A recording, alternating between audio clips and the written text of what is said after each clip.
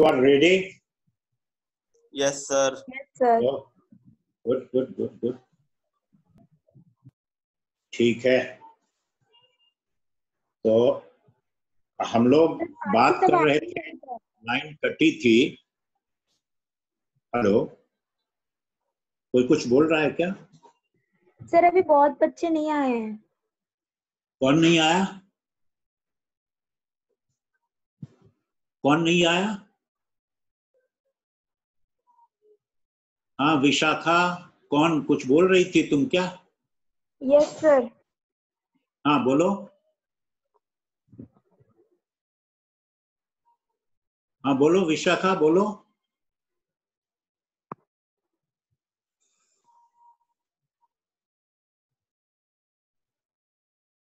Sir कुछ नहीं extra. अच्छा ठीक। चलो, तो हम लोग बात कर रहे थे इकोलॉजिकल डाइवर्सिटी की। इकोलॉजिकल डाइवर्सिटी और जो लोकल इकोसिस्टम है, लोकल इकोसिस्टम, उसमें जो भी डिफरेंट स्पेसीज हैं, उनका जो नेटवर्क है वो एक बहुत बड़ा रोल प्ले करता है। Dynamic interplay between them and it depends on the sunlight because they get energy from the sunlight and there is a food chain जिसकी हम लोग पहले भी चर्चा, जब इकोसिस्टम की हम बात कर रहे थे तो इसकी हम लोग चर्चा ऑलरेडी कर चुके हैं, इसलिए उसके हम लोग बहुत डिटेल में अभी नहीं जाएंगे। बस सिर्फ इतना मैं आपको बताना चाहता हूं कि जो इकोलॉजिकल डाइवर्सिटी है वो हर लोकेलिटी, हर रीजन में अलग अलग है और अलग अलग तरीके का है, लेकिन उसमें एनर्जी का जो फ्लो है, फ्लो ऑफ एनर्जी का यानी ऊर्जा का जो प्रवाह है और फूड चेन है, वो लगभग एक जैसा है हर जगह। स्पेसीज बदल जाएंगी,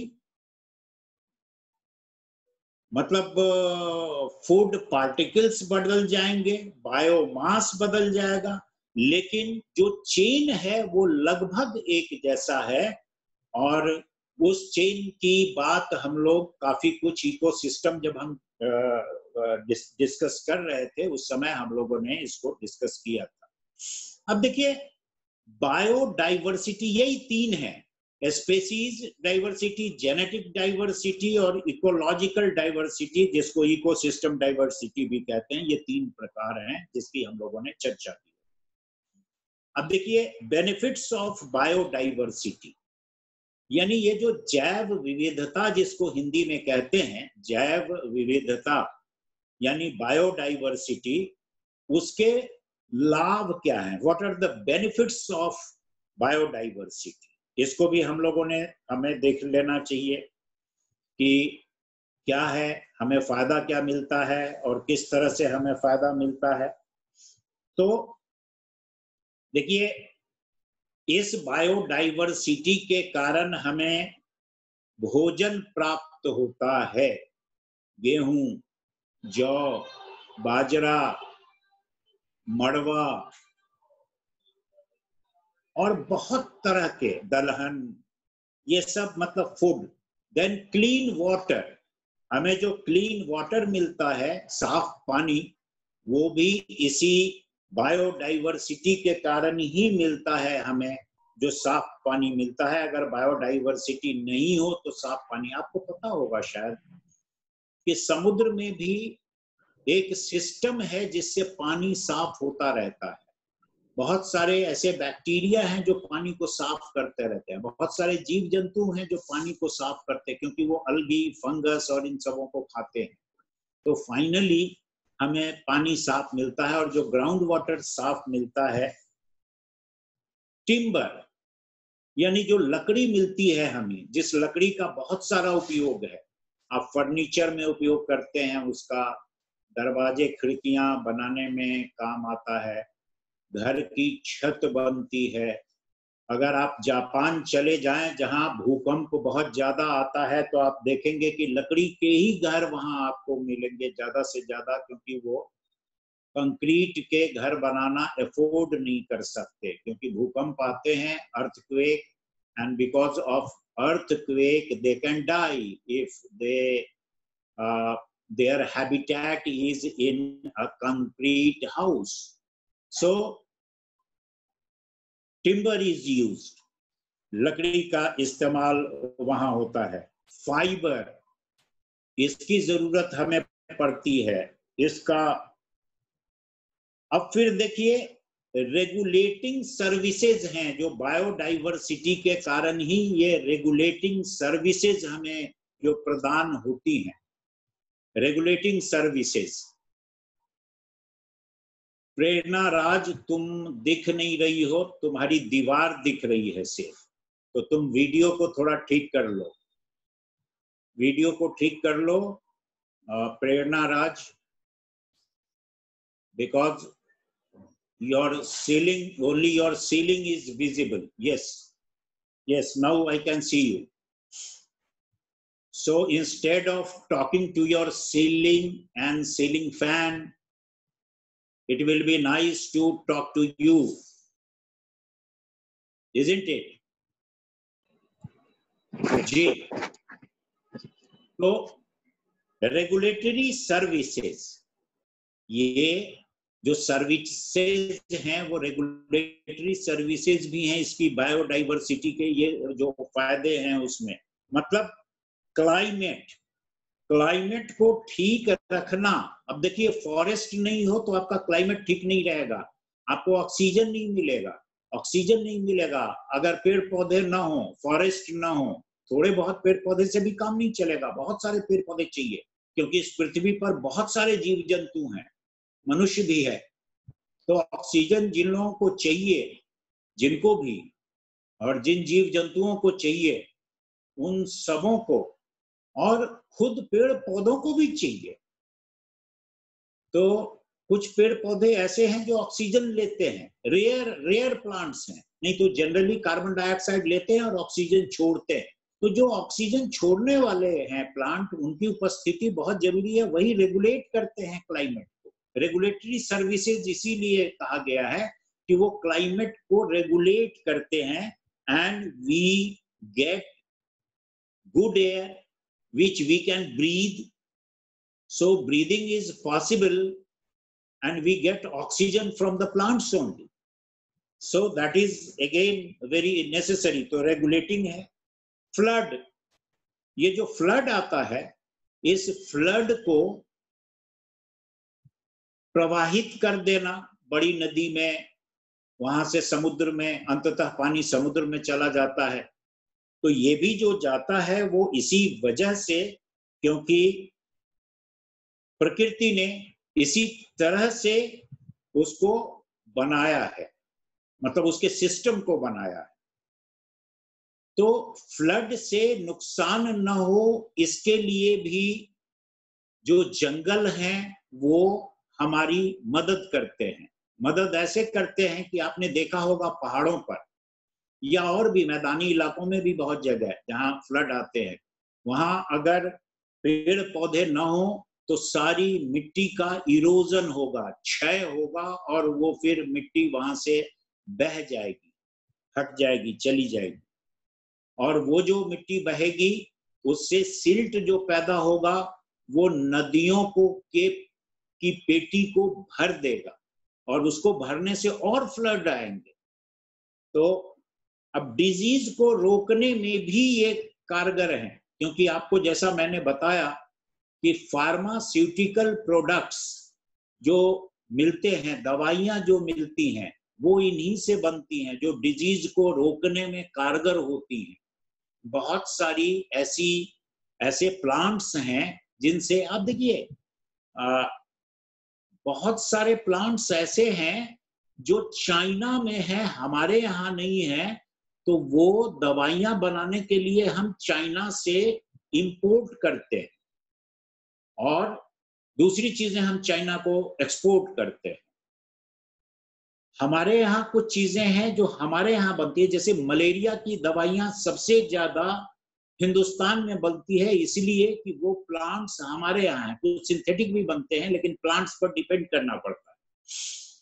इसी तरह से पॉलिनेशन संभव है तभी, परागन जिसको हिंदी में कहते हैं परागन, तो pollination is possible just because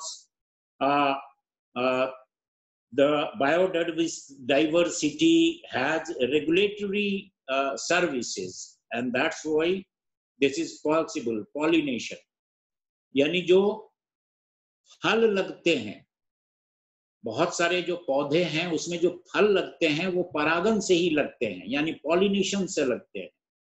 तो फल ही नहीं बनेंगे बहुत सारे पौधों में अगर ये पॉलिनेशन ना हो, तो ये भी बायोडाइवर्सिटी के कारण ही होता है। देन कल्चरल सर्विसेज,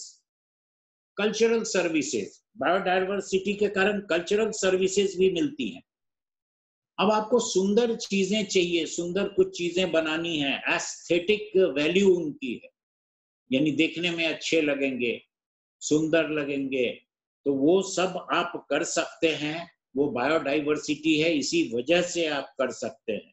रिक्रिएशनल भी उसका एक अलग आयाम है कल्चरल सर्विसेज का, रिक्रिएशनल यानी, और स्पिरिचुअल दोनों। अब देखिए स्पिरिचुअल क्या है, आपको नेचर से शंख मिलता है, शंख का उपयोग आप करते हैं, और बहुत कुछ नेचर से मिलता है जिसका उपयोग पूजा में या आध्यात्मिक जो कार्य हैं उसमें होता है। इसी तरह से एक और बेनिफिट है, दैट इज सपोर्टिंग सर्विसेज। कुछ हैं जो सपोर्टिंग सर्विसेज में आती हैं। अब जैसे सॉइल फॉर्मेशन, माने मिट्टी जो बनती है, वो मिट्टी किस तरह से बनती है, ये भी बायोडाइवर्सिटी के कारण संभव है। देखिए मिट्टी की उर्वरा शक्ति बिल्कुल खत्म हो जाए अगर बायोडाइवर्सिटी न हो, माने इस तरह के कीड़े मकोड़े न हो, जैसे उसमें अर्थवर्म जो है उसका भी बहुत बड़ा रोल है, वो छेद करके जमीन के अंदर ले जाता है पत्तियों को, और उन पत्तियों से और मिट्टी को समझिए जोतने का काम ये करते हैं, ये कीड़े मकोड़े करते हैं। वो पत्तियों को अंदर ले जाते हैं, उससे खाद बनती है। वो बिल खोदते हैं तो अंदर की मिट्टी ऊपर आती है, ऊपर की मिट्टी अंदर जाती है। तो एक किस्म का प्लॉइंग जो है, मतलब कि खेत जोतने वाला काम, वो भी ये करते हैं, और इनमें से कई। देन न्यूट्रिएंट साइकिल बनाता है ये, यानी जो पोषण आपको मिलता है, खाने पीने की चीजें मिलती हैं, ये भी सपोर्टिंग सर्विसेज हैं, और ये आपको उसी बायोडाइवर्सिटी के कारण, यानी जो मांसाहारी हैं उनको खाने के लिए मांस, फ्लेश, जो शाकाहारी हैं उनको हर्ब्स, पेड़ पौधे से मिलता है। तो ये इसके बेनिफिट्स हैं, जिन बेनिफिट्स को हमें ध्यान देना चाहिए। ठीक है, कहीं कोई डाउट या communication, any communication gap you No, want sir. me to clarify? Okay, fine. Are you sure?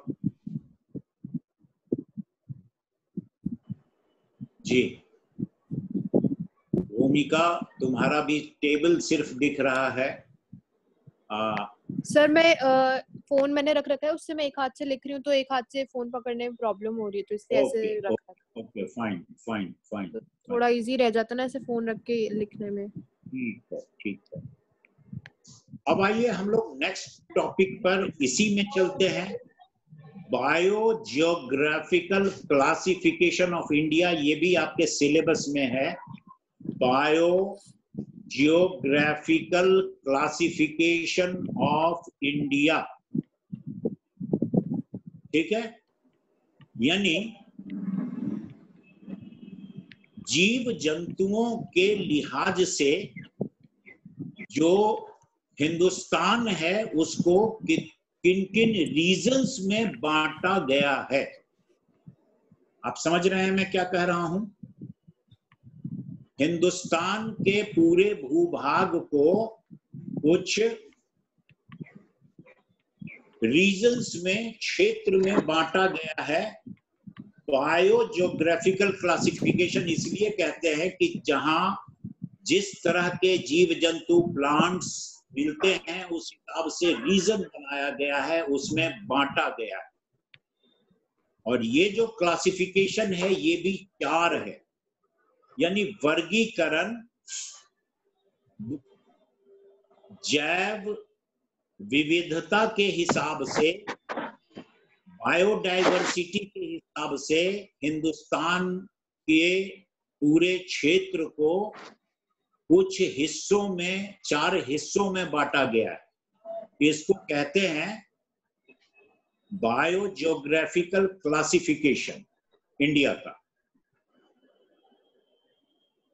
अब हॉट स्पॉट्स जो हैं, हॉट स्पॉट्स ये 4 हैं इंडिया में बायोडाइवर्सिटी के लिहाज से।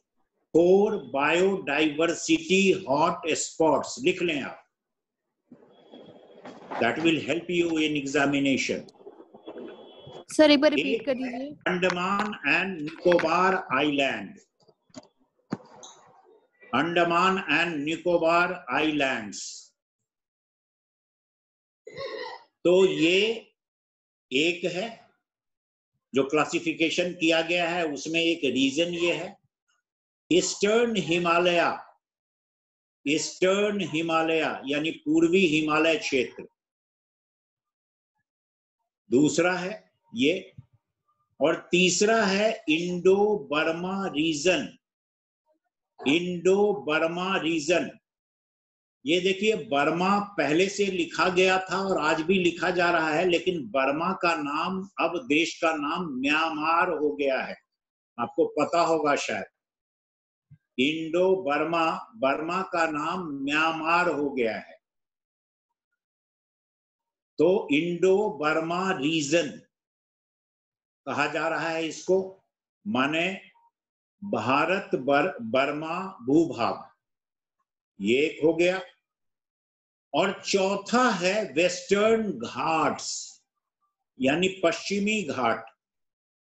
वेस्टर्न घाट्स, घाट वही वाला घाट है जो नदी के तट को जो घाट कहते हैं। बनारस में आपको पता होगा बहुत सारे घाट हैं, दशाश्वमेध घाट, और तो उसी तर्ज ये नाम रखा गया है वेस्टर्न घाट्स। ठीक है। अब देखिए, इंडिया जो है एशिया में 4थे नंबर पर है, और 17 जो मेगा डाइवर्स कंट्रीज हैं, 17 mega diverse countries in the world, उसमें से इंडिया एशिया में 4थे रैंक पर है और पूरी दुनिया में 10वें रैंक पर है जहां तक बायोडाइवर्सिटी का सवाल है। क्योंकि यहाँ पर बहुत सारी पौधों, पेड़ पौधों और जानवरों की प्रजातियां पाई जाती हैं।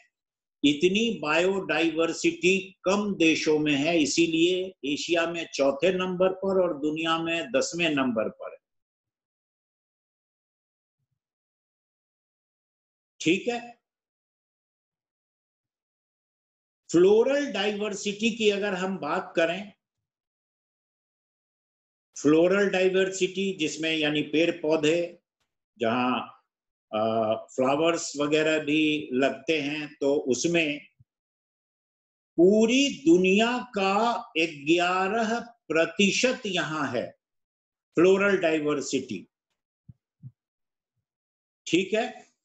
और जो फ्लावरिंग प्लांट हैं दुनिया भर में 17,500 जो डॉक्यूमेंटेड फ्लावरिंग प्लांट्स हैं, डॉक्यूमेंटेड फ्लावरिंग प्लांट्स, उसमें यहां का, हिंदुस्तान का, मतलब इसको लेके 11% हिंदुस्तान में है, और जो लगभग 17,500 बनता है। आप समझ रहे हैं मैं क्या कह रहा हूं?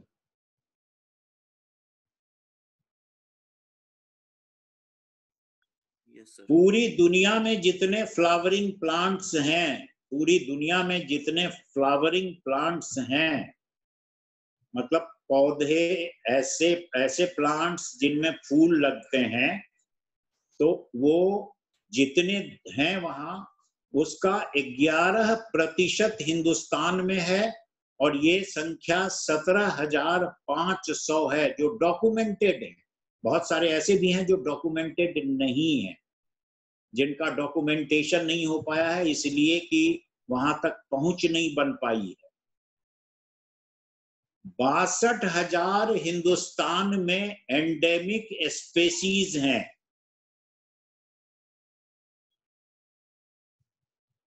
एंडेमिक का मतलब होता है जो एक रीजन में, एक ज्योग्राफिकल रीजन में जो रहते हों, उनको एंडेमिक कहते हैं, एंडेमिक स्पेसीज। तो ये 6,200 एंडेमिक स्पेसीज है हिंदुस्तान में। 7,500 मेडिकल प्लांट्स हैं, 7,500 medical plants. Medical plants means from where we get the salt for medicines, जिनसे दवाइयां बनाई जाती हैं, वैसे 7,500 प्लांट्स हैं। और एक और आप आंकड़ा लिख लें जो बहुत इंपॉर्टेंट है यहाँ के लिए, हमारे यहाँ के लिए और पूरे ग्लोब के लिए। 246 ग्लोबली थ्रेटेंड स्पेसीज ये हिंदुस्तान में है। 246 थ्रेटेंड स्पेसीज मतलब ऐसी स्पेसीज जो विलुप्त होने के कगार पर हैं, जो खत्म हो जाएंगे, और जिनके कुछ ही पौधे या जानवर बचे हुए हैं और वो खत्म होने के कगार पर है, वो प्रजाति ही लुप्त हो जाएगी, विलुप्त हो जाएगी प्रजाति वो। ठीक है। अब जब बायो जियोग्राफिकल क्लासिफिकेशन की बात हमने की, तो ये भी जान लेना चाहिए कि ये क्लासिफिकेशन किन लोगों ने किया है और कब किया है। आप सुन पा रहे हैं मुझे आप लोग? Am I audible? Yes, sir. Yes sir. Okay, fine, fine. तो फॉरेस्ट का क्लासिफिकेशन जो हुआ, वो सबसे पहले इंडिया में जो क्लासिफिकेशन हुआ था वो 1936 में एक ब्रिटिश नेशनल ने किया था, और उसका नाम था चैंपियन। चैंपियन, जैसे धोनी चैंपियन है, उसी तरह से चैंपियन उसका नाम था।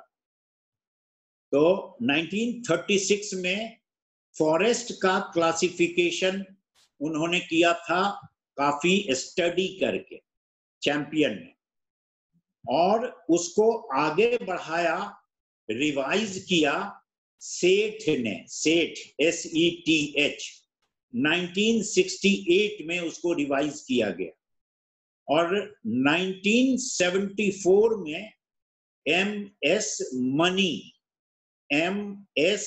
मनी उन्होंने इंडिया के बायोजियोग्राफी का अध्ययन किया, बायोजियोग्राफी का अध्ययन किया एमएस मनी ने 1974 में। ठीक है,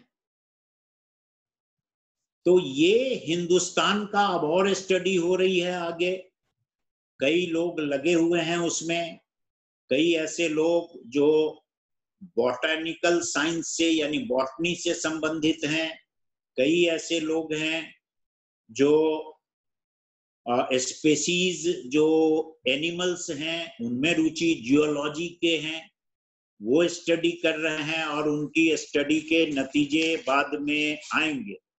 तो ये जो नतीजे आएंगे उसके बाद हमें और भी बहुत कुछ पता लगेगा कि इंडिया में और क्या क्या है या विलुप्त होने के कगार पर क्या क्या है, ये सारी चीजें हमारे सामने आएंगी।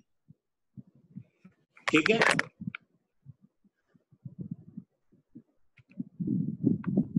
Okay fine. Yes sir. Hello, कहीं कोई डाउट है तो आप पूछ लें, अगर डाउट नहीं है तो मैं आगे बढ़ूंगा।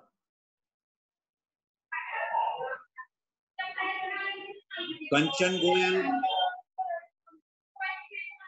आगे Yes, sir. या कोई डाउट है? Yes, sir. Yes, sir.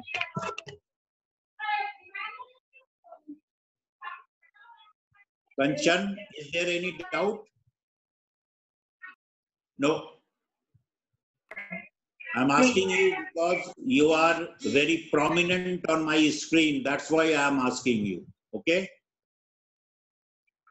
तो चलिए अब आगे हम लोग बढ़ते हैं। एंडेंजर्ड स्पीसीज इन इंडिया, ये भी आपका आपके सिलेबस में है topic, endangered species in India, यानी ऐसी प्रजातियां हिंदुस्तान की जो खतरे के घेरे में हैं और जो विलुप्त होने के कगार पर हैं, यानी जो खत्म हो जाएंगी प्रजातियां, उनमें से कौन कौन है? बहुत सारी हैं, लगभग 246, जैसा मैंने आपको अभी बताया।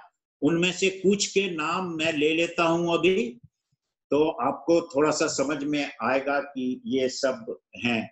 अब जैसे देखिए, बंगाल टाइगर, बंगाल टाइगर ये विलुप्त होने के कगार पर है। अब ये सिर्फ आपको यहाँ जू में दिखाई देगा और बाहर कहीं नहीं है, बाहर नहीं है बंगाल टाइगर, खत्म हो गया है, बस जू में है। ब्लैक बक, ब्लैक बक तो है बाहर, लेकिन ब्लैक बक भी एंडेंजर्ड है। विश्नोई जाति ब्लैक बक आप शायद जानते होंगे, सलमान खान ने ब्लैक बक को मार दिया था, ब्लैक बक को सलमान खान ने मार दिया था, जिसके कारण आज तक मुकदमा चल रहा है उन पर।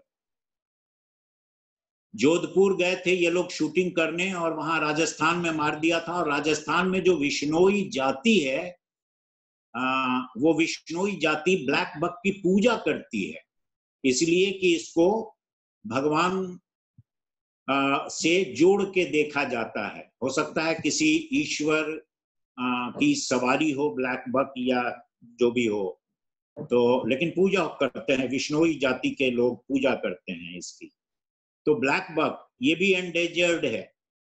एशियाटिक लायन, ये पर्शिया से इधर आया हुआ है। एशियाटिक लायन, इंडियन लायन भी कहते हैं इसको, पर्शियन लायन भी कहते हैं, लेकिन इसका असली नाम है एशियाटिक लायन, ये भी खत्म होने। स्नो लियोपार्ड, यानी जो बर्फ में रहने वाले तेंदुए हैं, ये लद्दाख, अरुणाचल प्रदेश, हिमाचल, इनमें इक्का दुक्का मौजूद हैं, अब खत्म हो रहे हैं। Red panda,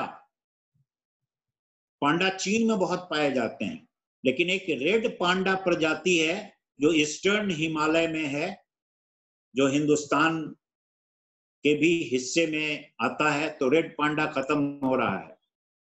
one horned rhinoceros, गैंडा जिसको कहते हैं, एक वाला गैंडा, ये भी खत्म होने के कगार पर है, क्योंकि बहुत ज्यादा पोचिंग इसकी हुई। उसकी जो सींग है, नाक पर सींग होती है, कहते हैं कि उससे दवाइयां बनती हैं और इस वजह से उसको मारा गया बहुत। नीलगिरी ताहर, ये भी एक प्रजाति है। कश्मीर रेड स्टैग, हंगल जिसको कहते हैं, हंगल, कश्मीर रेड स्टैग, ये भी एक जानवर है। ये भी लायन टेल्ड मैकाक्यू, ये एक बंदर है जिसके चेहरे पे, सिर पे बहुत लंबे लंबे बाल होते हैं। ये भी खत्म होने के कगार पर है। इंडियन बिसन, गौर, गौर बोलते हैं इसको चालू भाषा में, इंडियन बिसन, ये भी खत्म होने के कगार पर है। ठीक है, इस तरह से बहुत सारी स्पेसीज हैं, पौधों की भी और जानवरों की भी, जो खत्म होने के कगार पर है। और वो उसकी एक बहुत लंबी फहरिस्त है, लिस्ट है, लेकिन कुछ नाम मैंने आपको इसलिए बताए जिससे कि वो समझ में आए कि कौन कौन से हो सकते हैं, किस तरह के हो सकते हैं। अब आइए हम लोग दो और टर्म जो आपके सिलेबस में है उनकी चर्चा कर लें, क्योंकि समय हो रहा है। In situ conservation, INSITU, in situ conservation. In situ conservation का मतलब है कि ऐसे प्लांट और एनिमल जो खत्म हो रहे हैं, विलुप्त होने के कगार पर हैं, एंडेंजर्ड हैं, उनको कैसे बचाया जाए, इसके लिए दो तरह की कोशिश हो रही है। एक को कहते हैं in situ conservation, INSITU, in situ conservation मतलब संरक्षण, कंजर्वेशन का मतलब है संरक्षण, उनको बचाने की कवायद। तो इन सीटू, सीटू जो है वो लैटिन वर्ड है जिसका मतलब होता है सेम प्लेस। इन सीटू का मतलब सेम प्लेस पर, तो साइट कहते हैं, साइट, साइट को लैटिन में सीटू, सीटू से ही साइट बना है। तो सेम प्लेस, उसी जगह पे उसको कैसे बचाया जाए, इसकी कोशिश है। मतलब जैसे मान लीजिए किसी एक रीजन में है, जंगल में रह रहे हैं, तो उस जंगल में कैसे बचाया जाए उनको। मान लीजिए अकेला है, मादा है या नर है, तो कैसे वहां, और मादा है तो नर को कैसे लाया जाए, अगर फीमेल है तो मेल को कैसे और एक ला के रख दिया जाए जिससे कि उसकी जनरेशन आगे बढ़े। इसकी कोशिश, क्या उसको खाना चाहिए, किस तरह से वो रहे तो उसका जनरेशन आगे बढ़ेगा, इसकी कोशिश की जाती है। तो जहां वो रह रहे हैं वहीं पर, उसी स्थान पर, तो इन सीटू कहा जाता है, इन सीटू कंजर्वेशन। और उस स्थान से उठा के दूसरे स्थान पर ले जाया जाए उनको, और तब बचाने की कोशिश की जाए, संरक्षण की कोशिश की जाए, उसको कहते हैं XC2, EX और -SITU, XC2। XC2 का मतलब है कि वहां से अलग ले जाके और उनका संरक्षण किया जाए, उनको बचाया जाए, बचाने की कोशिश की जाए और उसको बढ़ाया भी जाए। तो क्या करते हैं कि सैंपल पॉपुलेशन को ले जाके जू में रखते हैं, प्लांट अगर है तो बोटेनिकल गार्डन्स हैं उसमें रखते हैं, जू में रखते हैं तो उसको ऐसा इन्वायरमेंट देते हैं कि उसका जनरेशन आगे बढ़े। बोटेनिकल गार्डन्स में लेते हैं, उसकी देखभाल खूब ठीक से करते हैं जिससे कि वो बढ़े। पेड़ पौधे अगर हैं जो खत्म होने के कगार पर हैं तो उनको किस तरह के इन्वायरमेंट में उनको रखना चाहिए, तो वहां के बोटेनिकल, जैसे गर्म प्रदेश है, गर्म में रह सकते हैं तो गर्म जहां है वहां, जहां ठंडा में रह सकते हैं तो ठंडा। तो XC2 और इन सीटू कंजर्वेशन, ये दो टर्म यूज होते हैं, यानी उनका संरक्षण, उन्हें बचाने की कोशिश उसी जगह पर की जाए तो इन सीटू हो गया, और दूसरी जगह उनको उठा के ले जाया जाए जू में, बॉटेनिकल गार्डन्स में, तो XC2 उसको कहा गया. So this is how the conservation is done and we try to save those species. आपके मन में कोई सवाल है तो अब यही हम लोग खत्म करेंगे. आपके मन में कोई, क्योंकि समय भी हो रहा है, तो आपके मन में कोई सवाल है तो आप पूछ सकते हैं जब तक समय है.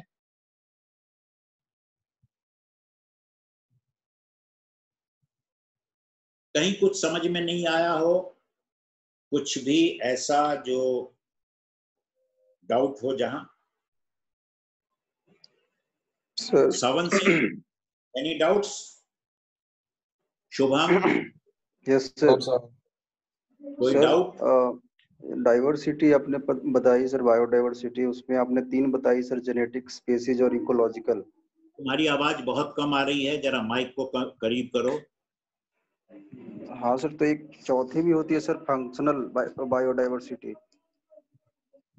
बेटा आवाज नहीं आ रही है तुम्हारी ठीक से. तुम माइक को जरा करीब करो, मुंह के पास ले जाओ माइक को. सर हाँ वो सर, तो एक सर फंक्शनल वही डाइवर्सिटी के बारे में बात कर रहा है वो. तुम अंदर माइक रखोगे तो कैसे आवाज आएगी? हाँ, functional diversity sir, functional diversity. Functional diversity. Yes sir, 4th one.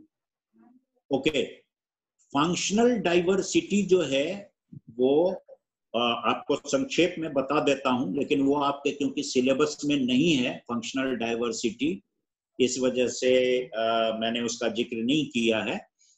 लेकिन इसका अर्थ है कि इस तरह की डाइवर्सिटी जो वास्तव में क्रियात्मक रूप में हो और वो